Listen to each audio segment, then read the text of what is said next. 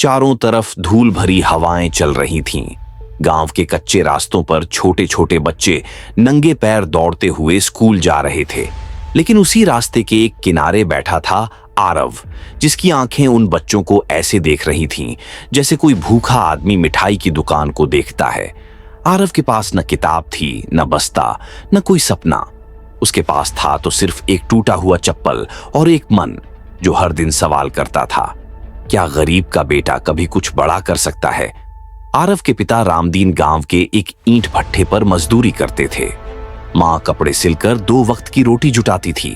आरव चाहता था कि वह भी स्कूल जाए, लेकिन हर बार जब वह मां से कहता तो जवाब एक ही मिलता, बेटा पहले पेट भरेगा फिर सपने देखेंगे। ये जवाब आरव को चुभता जरूर था, लेकिन वह जानता था कि मां झूठ नहीं बोलती। एक दिन जब वह पास के खेत में काम कर रहा था, वहां एक गाड़ी आई, सफेद रंग की, बड़ी सी, जिसकी नंबर प्लेट पर लिखा था डीएम, डिस्ट्रिक्ट मैजिस्ट्रेट। गांव के लोग इकट्ठा हो गए, सबने सिर झुका लिया। आरव भी एक पेड़ के पीछे से देख रहा था। गाड़ी से एक महिला निकली, सादी सी साड़ी, पैरों में चप्पल, लेकिन आंखों में आत्मविश्वास। वह थी नीरा यादव, जिले की कलेक्टर। वह गांव के विकास कार्यों की समीक्षा करने आई थीं। जब उन्होंने आरव को देखा तो पूछा, बेटा स्कूल जाते हो? आरव ने सिर हिलाया, नहीं मैडम जी। क्यों? घर में पैसा नहीं है और सपने महंगे होते हैं। ये जवाब नीरा मैडम के दिल में उतर गया। उन्होंने प्रधान को वहीं डांट दिया, गांव में कोई बच्चा बिना स्कूल के नहीं रहेगा। कल से आरव स्कूल जाएगा और अगर कोई रोकेगा तो सीधा जेल जाएगा। पूरा गांव सन्न। आरव के अंदर कुछ हिला, शायद पहली बार किसी ने उसके सपने को आवाज दी थी। अगले दिन वह स्कूल गया। नया बस्ता नहीं था, लेकिन पुराने कपड़े पहनकर भी उसका सीना गर्व से चौड़ा था। बच्चे पहले हंसे, अरे ईंट ढोने वाला अब ABCD पढ़ेगा। लेकिन आरव चुप रहा। वह जानता था जवाब शब्दों से नहीं, परिणामों से देना है। शुरुआत मुश्किल थी। क ख ग उसके लिए वैसा ही था जैसे रेगिस्तान में पानी ढूंढना, लेकिन वह हार नहीं मानता। स्कूल से आकर वह मां की सिलाई मशीन के पास बैठ जाता और किताब खोलकर खुद को पढ़ाता। जैसे मां कपड़ा सीती थी, वह अपने भविष्य को सी रहा था। एक दिन स्कूल में भाषण प्रतियोगिता थी। सब बच्चे अंग्रेजी में बोलने की तैयारी कर रहे थे। आरव ने हिंदी में एक पंक्ति लिखी, जो सपना तुम्हें नींद से जगाए वही असली सपना होता है। जब उसने वो मंच पर बोला तो पूरा स्कूल चुप हो गया। मास्टर जी की आंखें भर आईं। उसी दिन से आरव को कोई ईंट वाला नहीं, सपनों वाला कहने लगा। गांव की गलियों से निकलकर अब आरव की सोच शहर की ऊंची इमारतों तक पहुंचने लगी थी। उसने ठान लिया था, अब बस मेहनत करनी है, पीछे नहीं देखना है।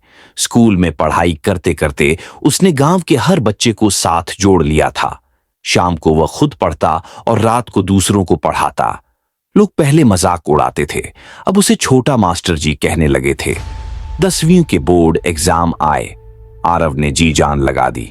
दिन में खेत में मजदूरी करता, रात को लालटेन की रोशनी में पढ़ता। परीक्षा में उसने पूरे जिले में टॉप किया। गांव में ढोल नगाड़े बजने लगे। वही बच्चे जो पहले उसका मजाक उड़ाते थे, अब उसके ऑटोग्राफ मांगते थे। कलेक्टर मैडम ने उसे शहर के सबसे अच्छे स्कूल में एडमिशन दिलवाया और स्कॉलरशिप दिलवाई। शहर में आकर उसने नए सपनों को देखा, लेकिन खुद को कभी नहीं बदला। छोटे से कमरे में रहकर वह 12वीं की तैयारी करता रहा।